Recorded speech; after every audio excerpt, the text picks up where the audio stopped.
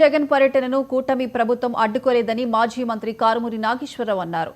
రేపు నెల్లూరు జిల్లాలో జగన్ పర్యటన కారణంగా చేమడుగుంట దగ్గర హెలీప్యాడ్ పనులను ఆయన పరిశీలించారు. జగన్ పర్యటనలకు కూటమి ప్రభుత్వం కుట్రలు చేస్తుందని కారుమూరి ఆరోపించారు. ఆంక్షలతో జగన్ పై ప్రజలకు ఉన్న అభిమానాన్ని అడ్డుకోలేరన్నారు.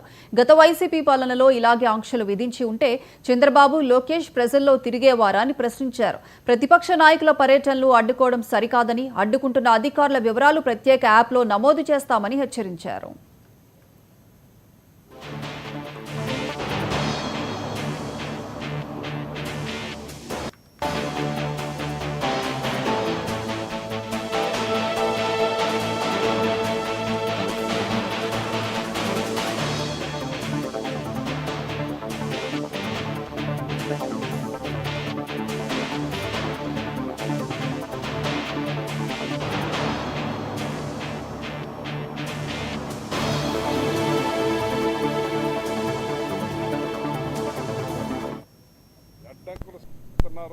గతంలోనే రావాల్సిన జగన్మోహన్ రెడ్డి గారిని హెలీప్యాడ్ ప్లేస్ ఇవ్వకుండా రకరకాల ఇబ్బందులకు గురి చేసి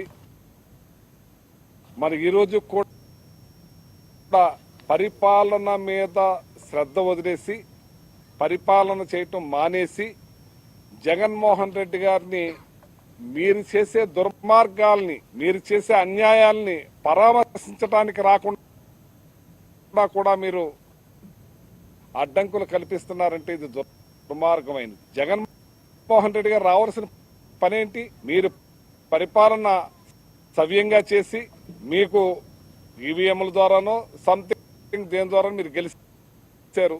ప్రజల మీద దృష్టి పెట్టి ప్రజా పరిపాలన మానేసి కక్షలు, ఆ రెడ్ బుక్ సిద్ధాంతాలు అని చెప్పి మీరు ఇలాంటి దుర్మార్గమైన పనులు చేస్తా ఉంటే దాన్ని పలకరించడానికి వచ్చే నాయకుడిని కూడా మీరు ఎప్పుడన్నా ఈ రాష్ట్రంలో ప్రతిపక్ష నాయకుడు హుందాగా వచ్చారు, హుందాగా వెళ్ళేవారు.